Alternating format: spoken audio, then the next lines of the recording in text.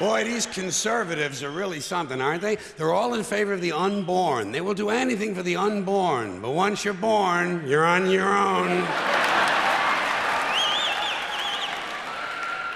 Pro-life conservatives are obsessed with the fetus from conception to 9 months. After that, they don't want to know about you. They don't want to hear from you. No, nothing. No neonatal care, no daycare, no Head Start, no school lunch, no food stamps, no welfare, no nothing. If you're pre-born, you're fine. If you're preschool, you're fucked. You're fucked.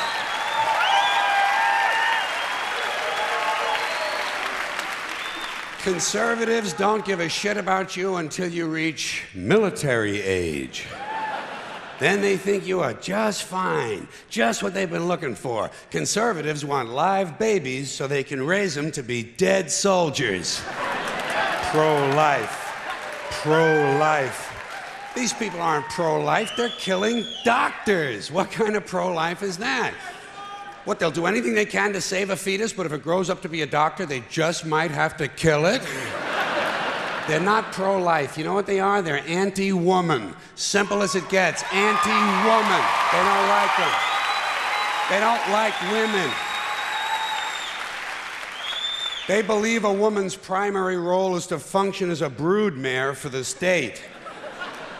Pro-life. You don't see many of these white anti-abortion women volunteering to have any black fetuses transplanted into their uteruses, do you? No, you don't see them adopting a whole lot of crack babies, do you?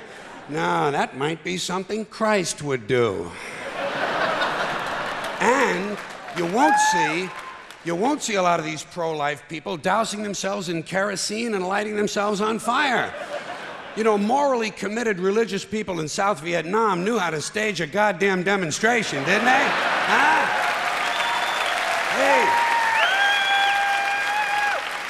Hey. They knew how to put on a fucking protest.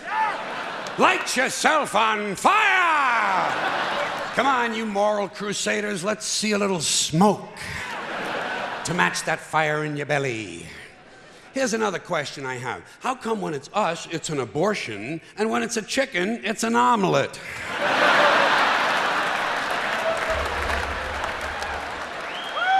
Wait.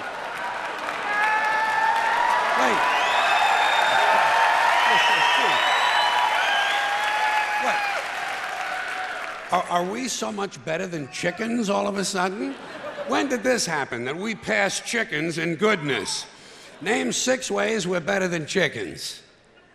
See, nobody can do it. You know why? Because chickens are decent people. You don't see chickens hanging around in drug gangs, do you? You don't see a chicken strapping some guy to a chair and hooking up his nuts to a car battery, do you? When's the last chicken you heard about came home from work and beat the shit out of his hen, huh? Doesn't happen. Because chickens are decent people. But let's get back to this abortion shit. Now, is a fetus a human being? This seems to be the central question. Well, if a fetus is a human being, how come the census doesn't count them? If a fetus is a human being, how come when there's a miscarriage, they don't have a funeral? If a fetus is a human being, how come people say we have 2 children and 1 on the way, instead of saying we have 3 children? People say life begins at conception. I say life began about 1 billion years ago, and it's a continuous process. Continuous, just keeps rolling along. Rolling along. I say, you know something? Listen, you can go back further than that. What about the carbon atoms? Huh? Human life could not exist without carbon. So is it just possible that maybe we shouldn't be burning all this coal? Just looking for a little consistency here in these anti-abortion arguments. See, the really hardcore people will tell you life begins at fertilization. Fertilization when the sperm fertilizes the egg, which is usually a few moments after the man says, gee, honey, I was going to pull out, but the phone rang and it startled me.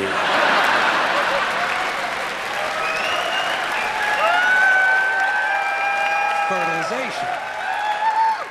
But even after the egg is fertilized, it's still 6 or 7 days before it reaches the uterus and pregnancy begins, and not every egg makes it that far. 80% of a woman's fertilized eggs are rinsed and flushed out of her body once a month during those delightful few days she has.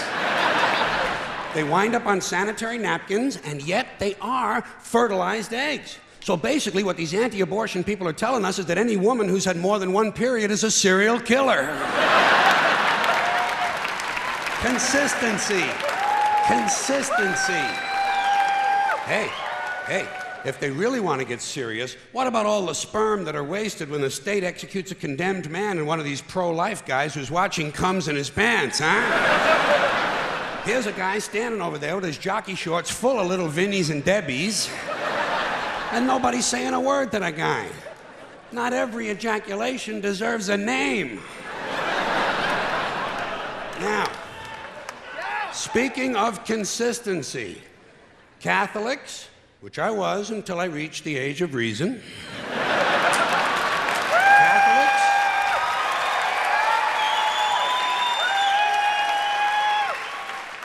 Catholics and other Christians are against abortions, and they're against homosexuals.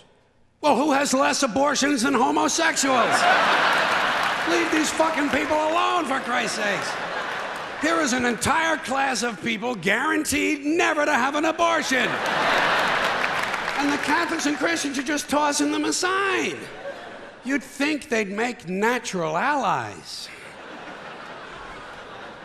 Go look for consistency in religion.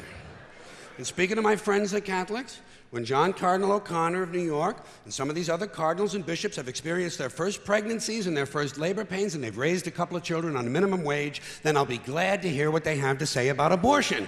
I'm sure it'll be interesting. Enlightening, too. But, in the meantime, what they ought to be doing is telling these priests who took a vow of chastity to keep their hands off the altar boys. Keep your hands to yourself, Father. You know? When Jesus said, "Suffer the little children, come unto me," that's not what he was talking about.